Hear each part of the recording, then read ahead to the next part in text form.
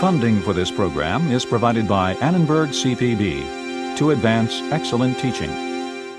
The Roman Empire withstood war and the madness of its rulers until the stamp of Romana estar estampada na Europa e no mundo mediterrâneo. Entre os afetados estavam os judeus, e através dos judeus, uma nova heresia espalhou-se, que transformaria o Oeste. Os primórdios do cristianismo, neste episódio de A Tradição Ocidental.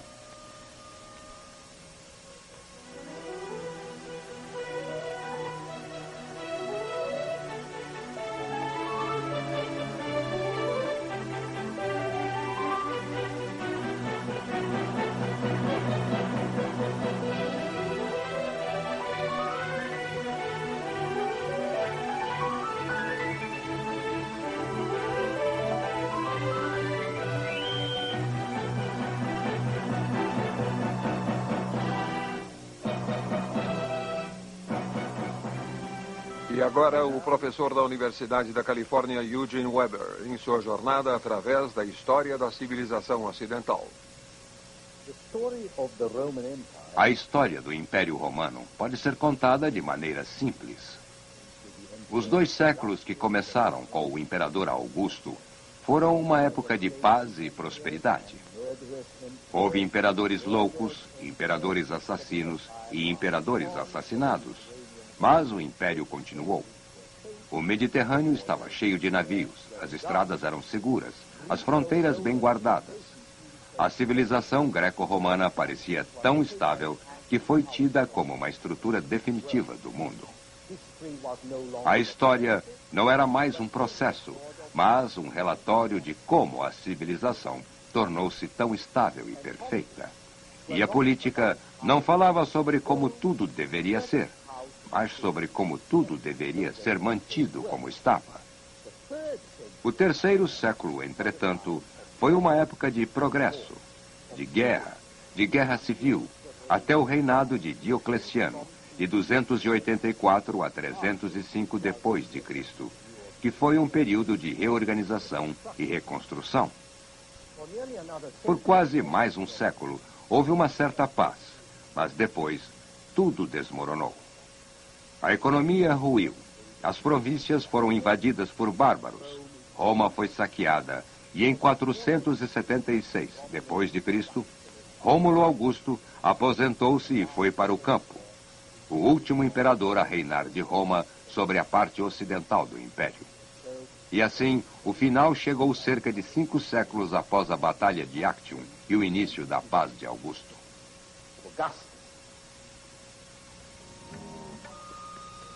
Foi uma época inacreditável.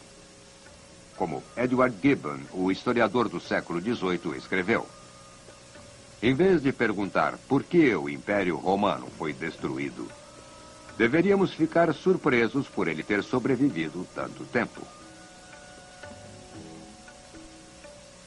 O ponto decisivo veio não no século V, mas bem antes, nos séculos II e III, quando Roma percebeu que era mortal e quando a confiança calma de uma época anterior tornou-se algo mais ansioso, mais inquieto, cada vez mais decadente.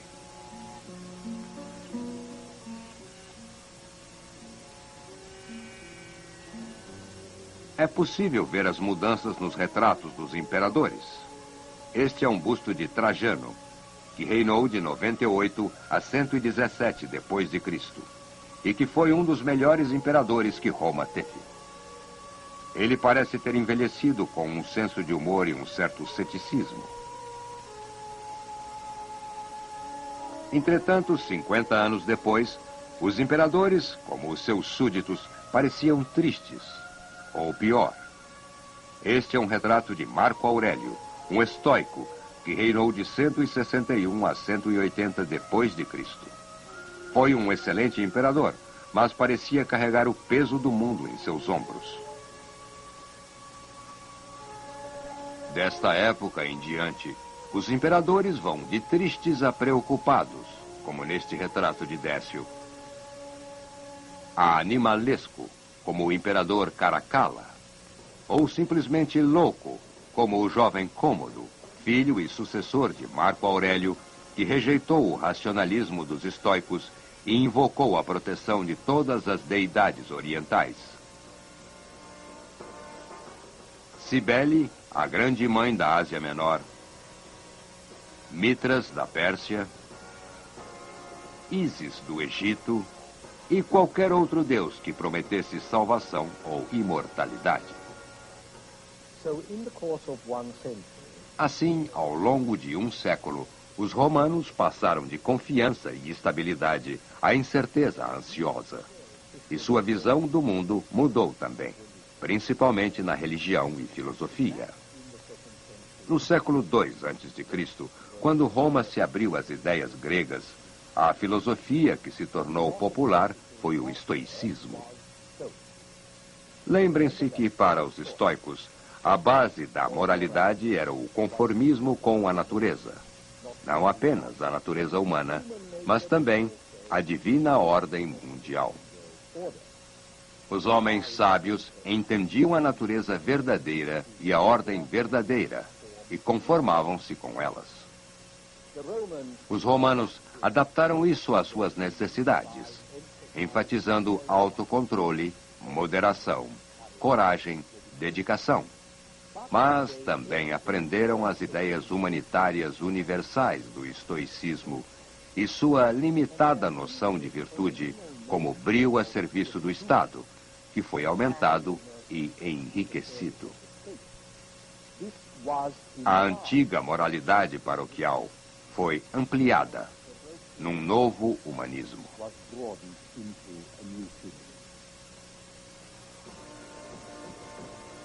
Homens como Cícero tentaram aplicar o humanismo a problemas práticos da vida política e social.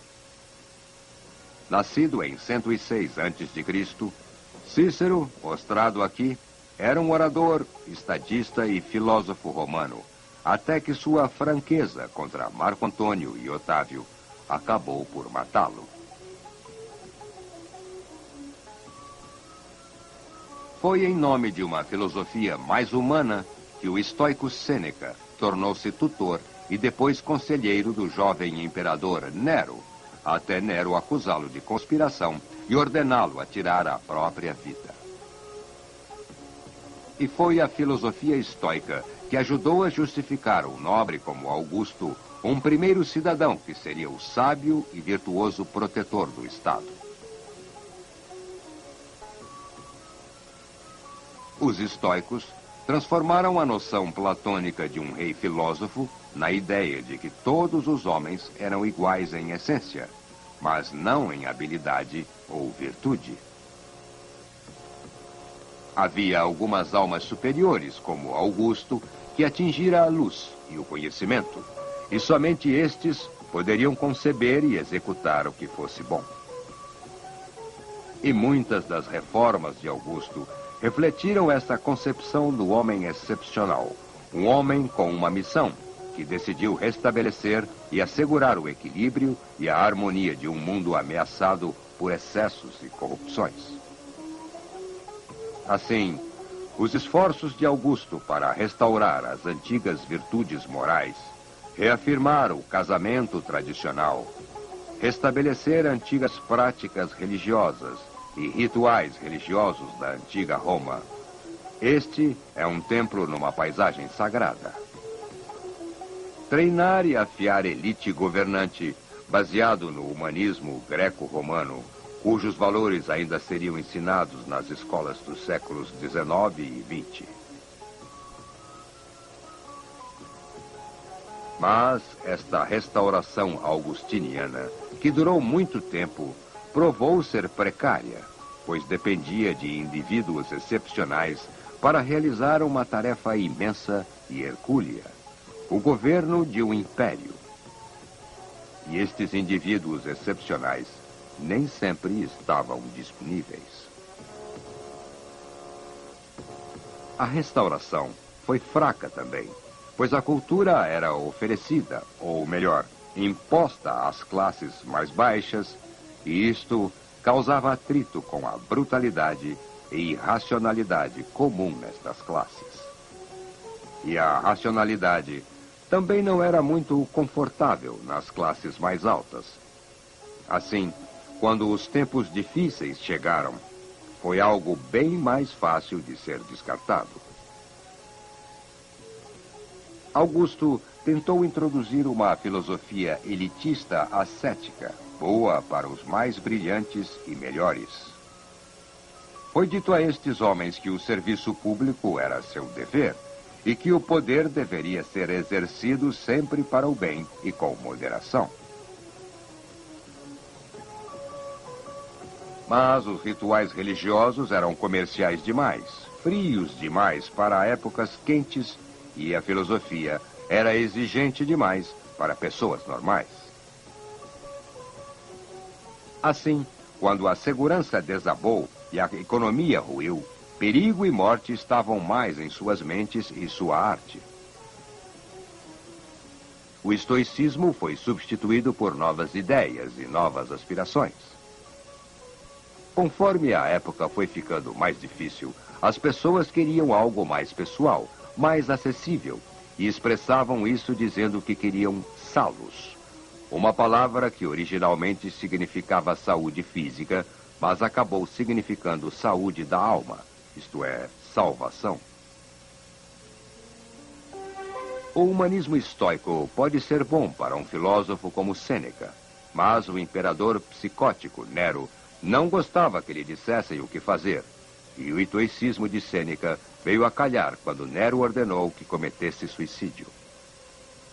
Um século mais tarde, o estoicismo levou Marco Aurélio a escrever suas Meditações, mas seu filho e sucessor Cômodo era um louco, menos interessado em coragem interior que em salvação mágica. Nessa época, a cultura romana lutava para permanecer como estava.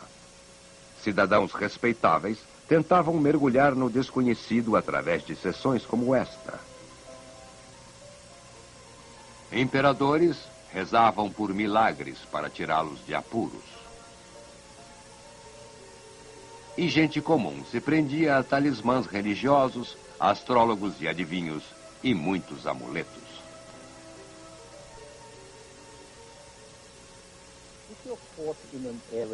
Se você está no meio de um ataque aéreo e as bombas estão caindo, sabe que virtude ou sabedoria ou força não fazem diferença. E você reza pela intervenção divina. Foi o que aconteceu quando o século II passou para o terceiro e o quarto. Na política, no pensamento, nas artes, o realismo e naturalismo e o senso de perspectiva, que eram parte de uma atitude racional à natureza e ao mundo, cederam. Quanto mais crescia a desordem, a racionalidade parecia menos relevante. Quanto mais o império desmoronava, menos a autodisciplina e a autoconfiança pareciam funcionar. E mais as doutrinas de salvação ofereciam a promessa de escape, o que me leva ao cristianismo.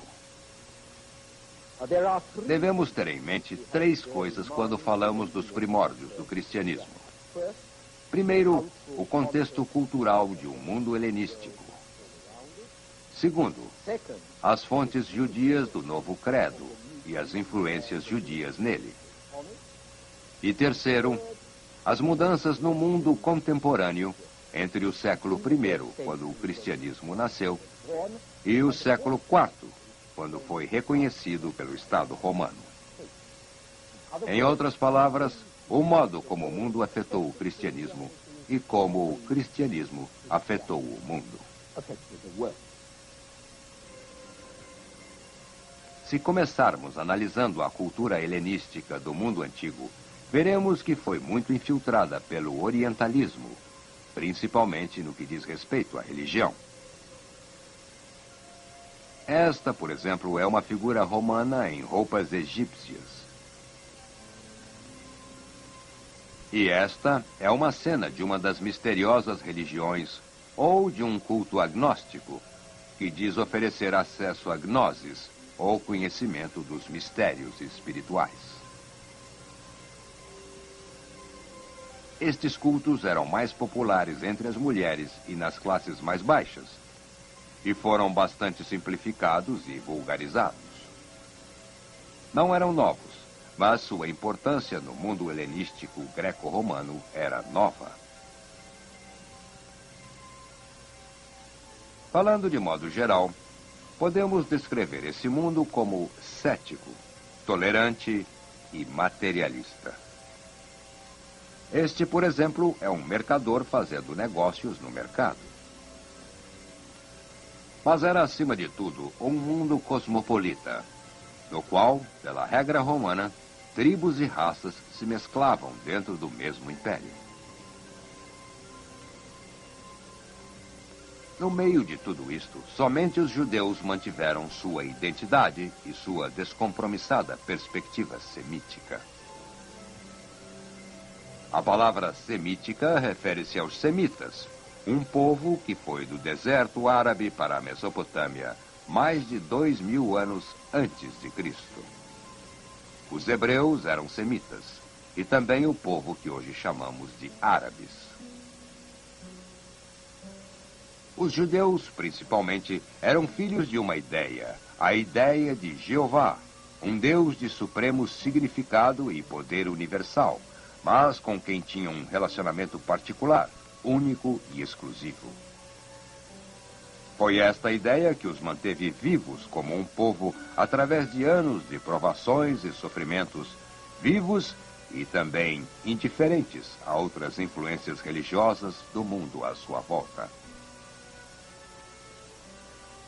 Embora as influências helenísticas tenham afetado os judeus como afetaram todos os outros, primeiro foram afetados de maneira contrária, fazendo-os resistir à assimilação, motivando seu nacionalismo e forçando-os a reconsiderar e modificar suas atitudes religiosas e sua ética.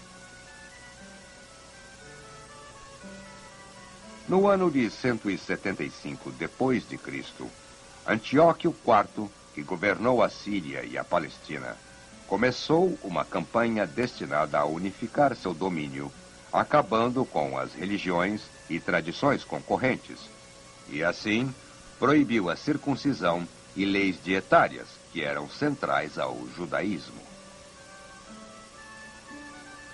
Os judeus, é claro, recusaram-se a desistir de suas tradições e se recusaram a adorar Antíoco IV como um deus, a subordinar sua religião ao Estado. O atrito ficou pior até finalmente explodir na sangrenta revolta dos Macabeus, de 164 a.C., tão sangrenta e assassina que mesmo hoje a gíria em francês para cadáver é Macabé. Estas são moedas cunhadas pelos novos líderes macabeus. Como sempre acontece, os resultados da revolta foram bem além dos assuntos práticos que a fizeram iniciar. E neste caso, o resultado principal foi que, em resistindo, a religião judia sobreviveu como uma crença distinta e bem autoconsciente.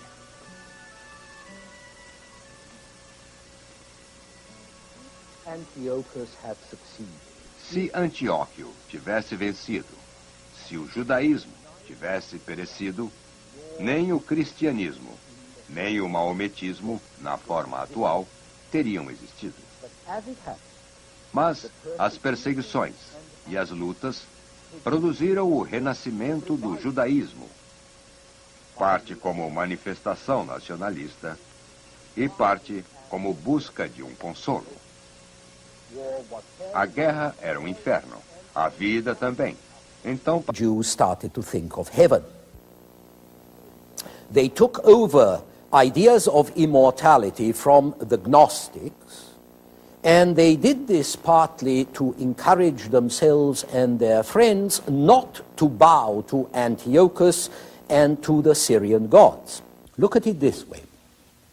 If you had to choose between sticking to Jehovah and being burnt, or worshipping a barbarian god like Baal and staying alive, you could take comfort and fortitude from the fact that if you were burnt, you would be rewarded afterwards in eternity, which is a long time. On the other hand, if you broke your compact with Jehovah, life was short and you would be very sorry afterwards. The Hellenistic influence, which was rejected by the Jews when he tried a frontal attack, was, however, going to affect Jewish thought in more subtle ways through the ethical developments of Pharisaic philosophy.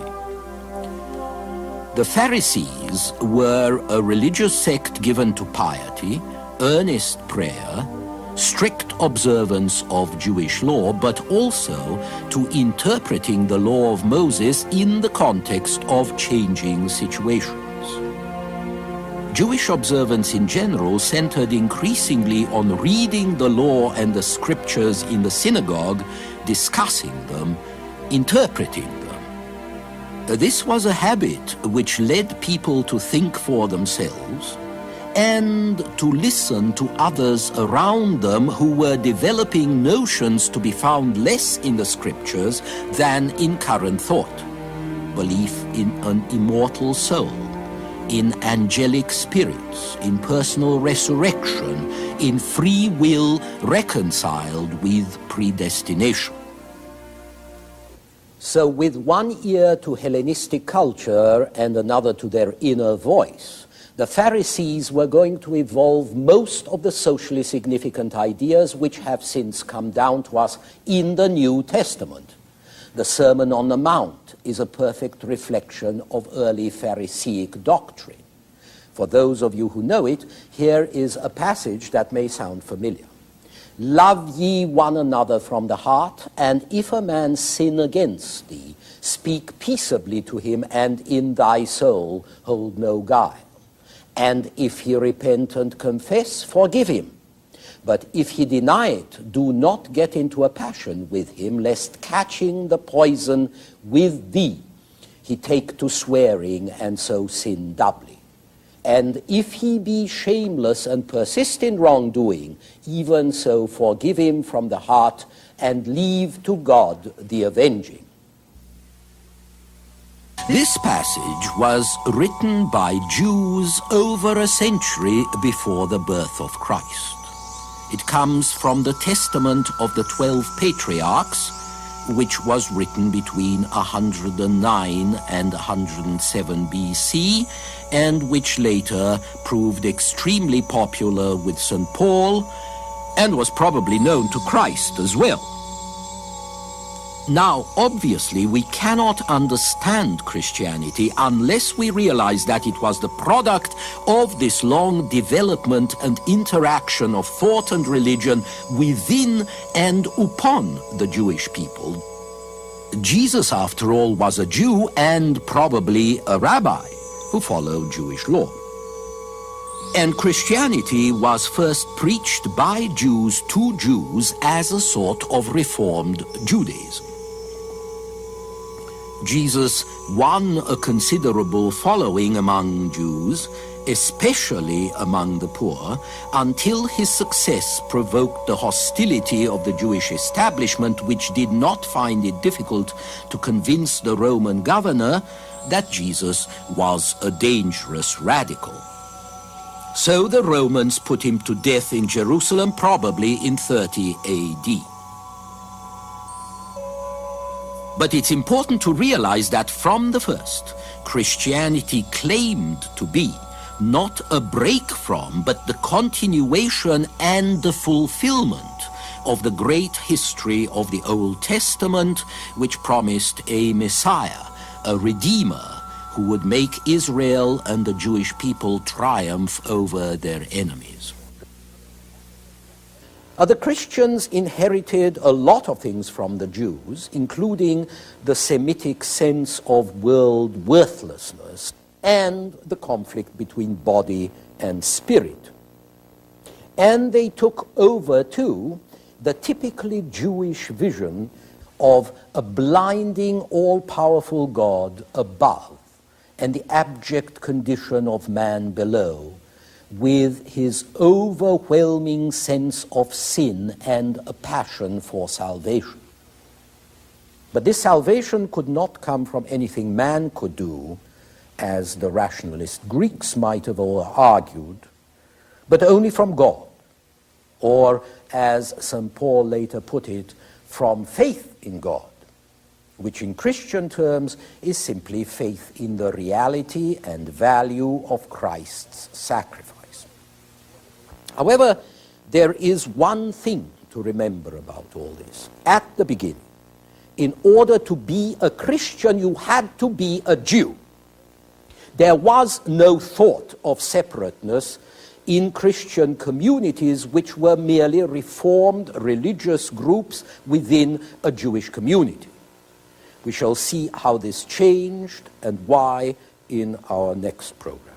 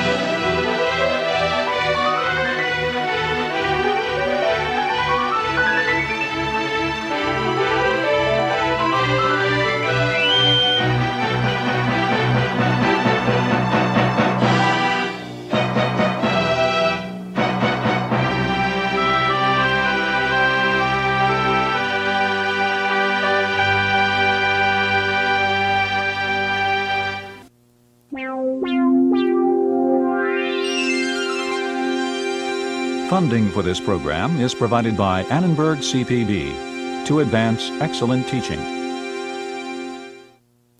For information about this and other Annenberg CPB programs, call 1-800-LEARNER and visit us at www.learner.org.